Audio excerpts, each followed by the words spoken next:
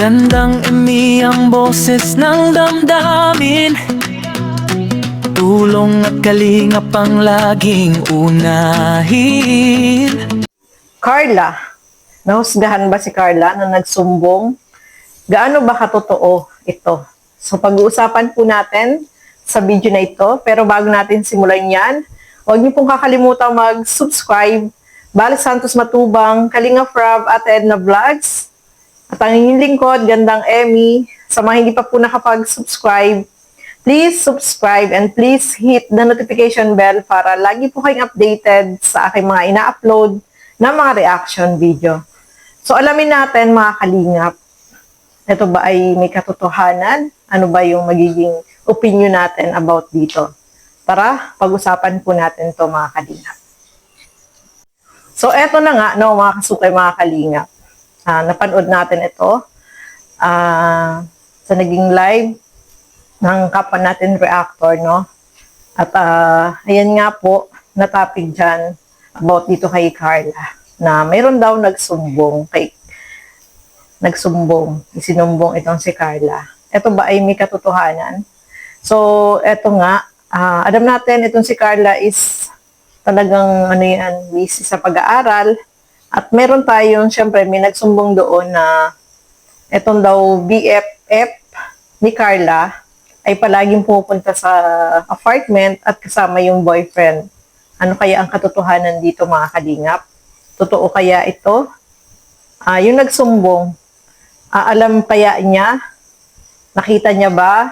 Or nakakasama niya ba si Carla? Bakit kaya niya nasabi ito? No? Syempre, yung mga katanungan na ganun, syempre dapat alamin natin kung may katotohanan ba to o ito ay sabi-sabi lang, no, mga kalingap. At nabanggit dyan na kapag ganyan daw na napapabarkada si Carla, magmalay tayo ay naapektuhan na yung pag-aaral. Sa tingin ko naman si Carla, no, focus naman siya sa kanyang pag-aaral, no. Although kung halimbawa lumalabas-labas si Carla, hindi naman siguro yun makaka-apekto, wag lang palagi, no. Kasi alam naman natin na priority ni Carla yung kanyang pag-aaral. Kasi, syempre, si Carla naman ay, alam naman niya yung tama at mali. No, mga kalingap. Alam naman niya kung ano yung dapat gawin niya. Syempre, nakapokus siya sa kanyang pag-aaral. Kung lumabas man siguro si Carla, hindi naman palagi. No, mga kalingap. At si Carla daw ay madaling ma-brainwash. Sa tingin ko si Carla, no, mga kalingap, hindi naman yan basta-basta maniniwala sa mga sabi-sabi lang, may sarili naman yung pag-iisip para sa akin. Hindi naman yan kung ano yung sabihin ng iba, makikinig siya. Siyempre, pag-iisipan muna niya maigi kung ano, tama ba to, mali ba to. Kung may nagsabi ba sa kanya ng ganito, susundin ba niya? Siyempre, may sariling pag-iisip po si Carla, no, mga kalingap. Kaya, para sa akin, hindi madaling ma-brainwash si Carla. Alam natin, mabait si Carla, no, mga kalingap.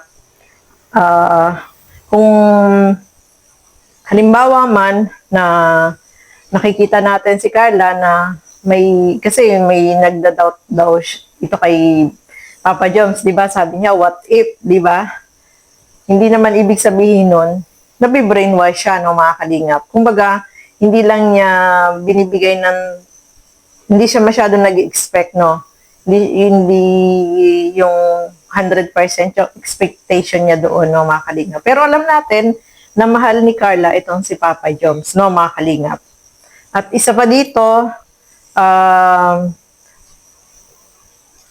paggabi daw gumagala itong sila Carla. Paano niya kaya nalaman nung nagsumbong na lumalabas itong sila Carla? Nakikita niya kaya si Carla na lumalabas kapag gabi o palagi ba't silang lumalabas? Baka naman minsan lang, hindi naman palagi, no, mga kalingap. At sa apartment na daw tumitira yung BFF ni Carla. Marami yung nagsabi, no, mga kalingap, na hindi naman po totoo yun.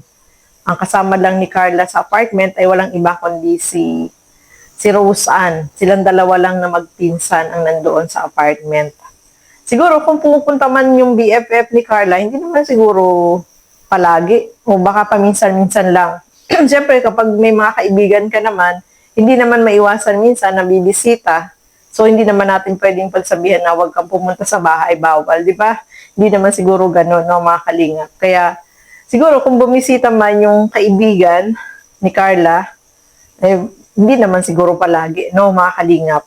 At saka yung BFF naman ni Carla is, sa tingin ko naman, ano naman, hindi naman gagawa ng ikakasira ni Carla yon, no, mga kalingap.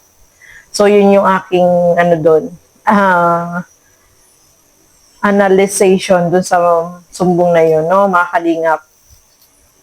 So, para sa akin, marami tayong nabasa doon, mga kalingap, na bakit daw hindi nagsumbong doon sa magulang kung totoo o baka ito ay basher lang. Tama po kayo, no? Kung talagang ganun yung nakikita ninyo, doon mismo kayo sa magulang ni Carla magsasabi, doon sa mama ni Carla, para mapagsabihan, no? Mapagsabihan o kaya kay Kalinga Prab para masabi na ganito yung nangyayari, no? Baka mamaya, ano lang to, paninira lang. Kasi alam natin, kapag may mga ganito, sino ba yung mababas kundi si Carla, no, mga kalingap. Ang good side din naman ito, no, mga kalingap, is at least mariremind o mapagsasabihan si Carla, no? Yun naman siguro din yung motive nung nagsumbong.